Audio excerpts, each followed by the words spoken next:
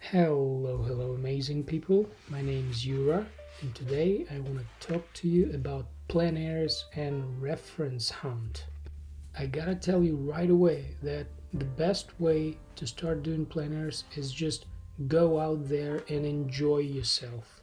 Take your favorite green tea or coffee or whatever that is and go out and enjoy the time spent outside, because this is the number one thing that plein airs bring into our lives. It's great experiences. It's serotonin, dopamine, and things like that. You're going to be happy about it.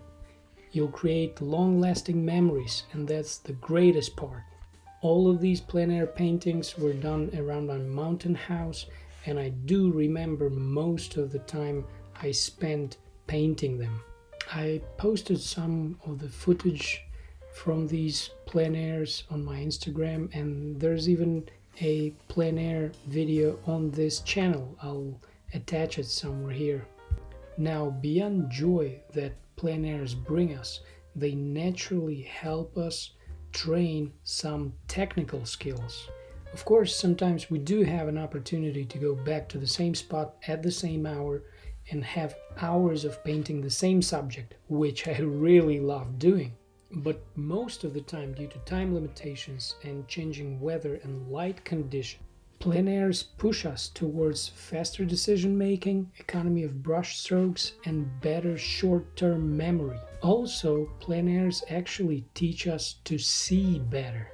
We start seeing correct hues and correct value relations. But before that, you gotta find the right place that you want to draw or paint on plein air.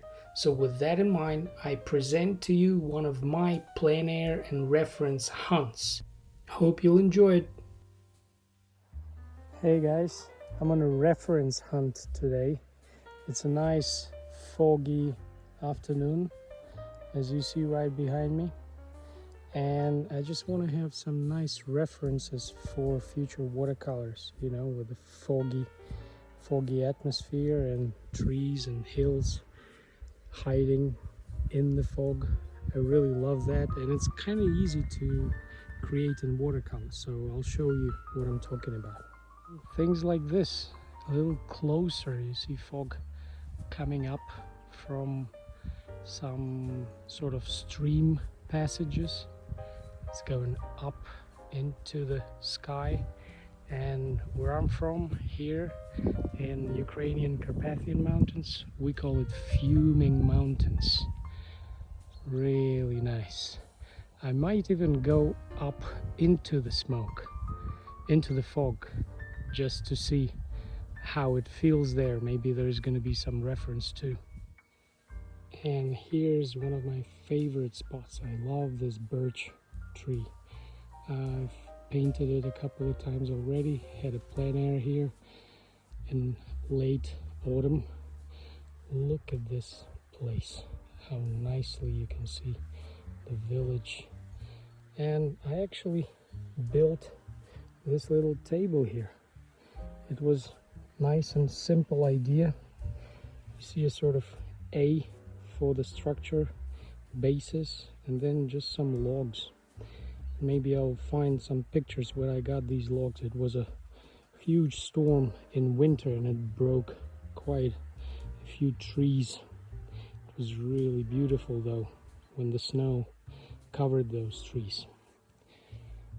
I'm not sure whether I want to go right over there into the forest, but you see what I'm talking about, these nice effects of the fog that just covers the trees in layers, sort of.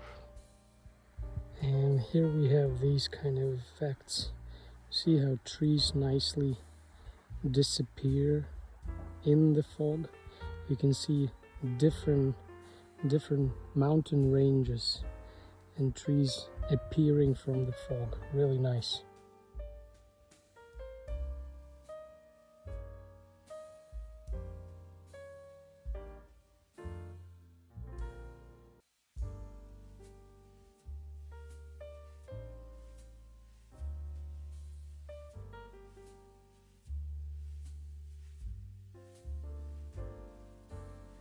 Here's a little spot I always liked, always wanted to paint it, and I actually painted through this thing here about 2 years ago when these trees were smaller, and I want to paint it in winter, I want to paint it in autumn when some of the leaves are yellow. It's really beautiful, this little passage over that flat rock.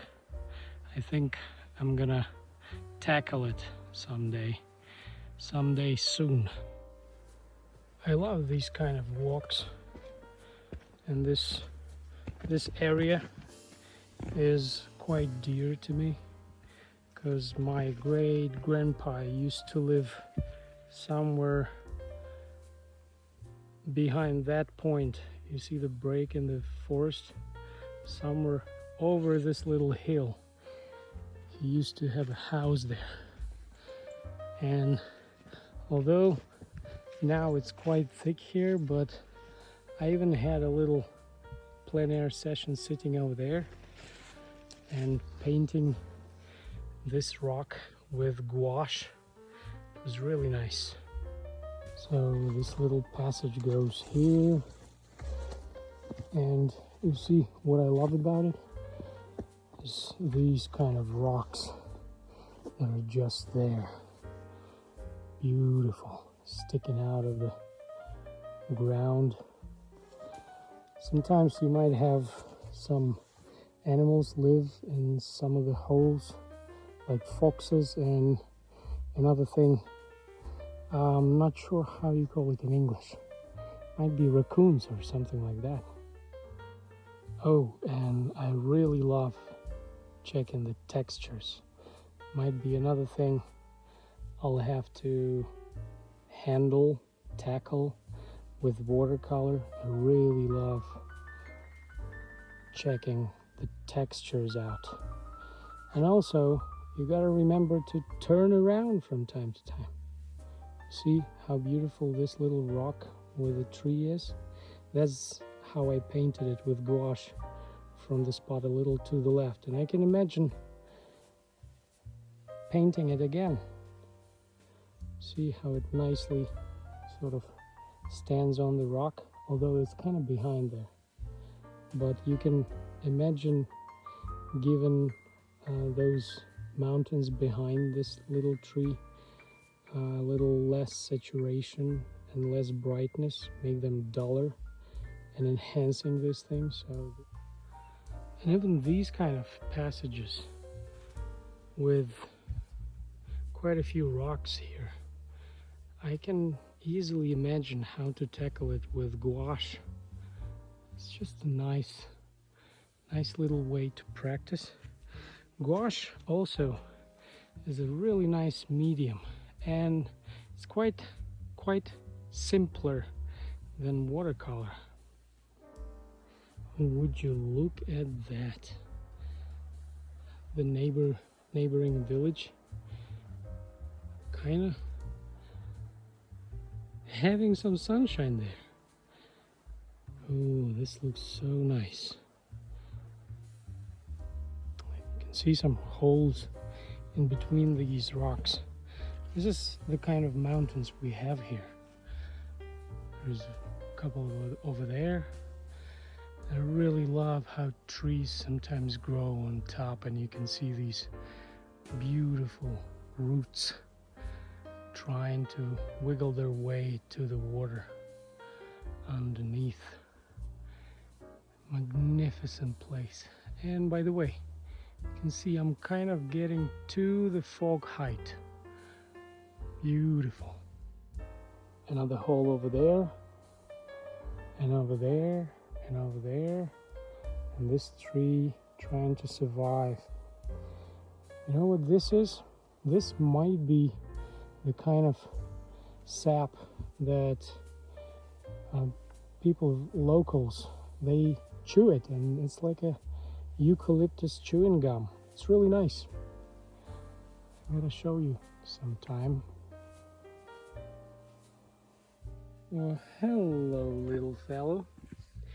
This is a local salamander species. Really nice.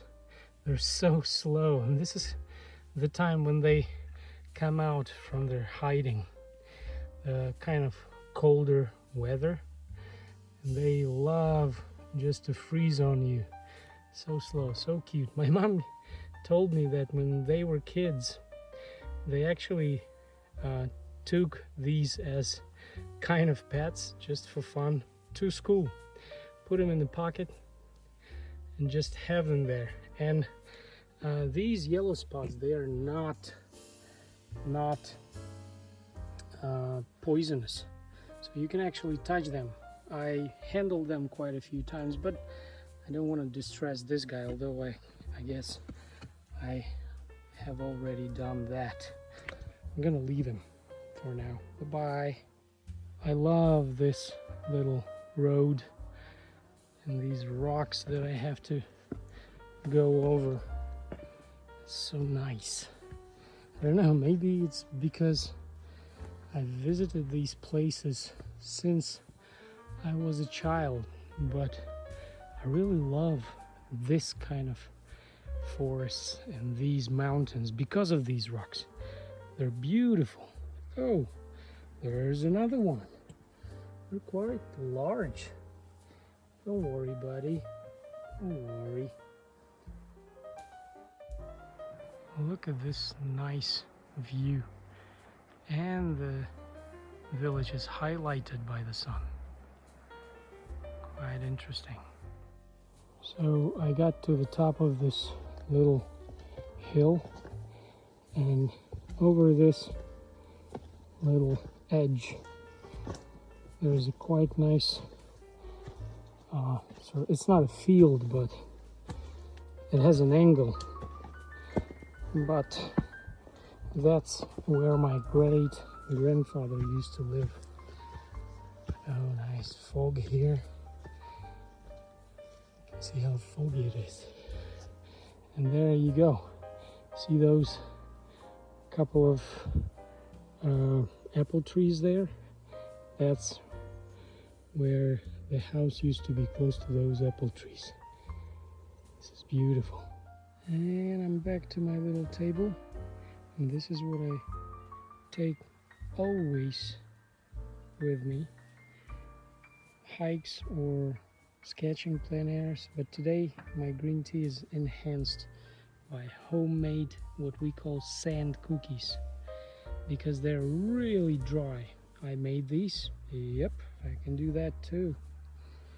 I'm not sure whether I want to go there into the forest because I can see the fog kind of moved on from this area, went up and further away, so I'm not sure whether I'm gonna be able to find any references there with fog, but I might give it a try. Here's a really nice spot, but it's close to the road. Sometimes it happens like that. So I really love this kind of cliffs there. They're called huk in Ukrainian, in the local language. And you can see why I love this spot, because when it's foggy like that, right behind it there's this effect that I really love. You can see these trees in the fog. The fog kind of makes it look like it's an island or something like that. Really beautiful.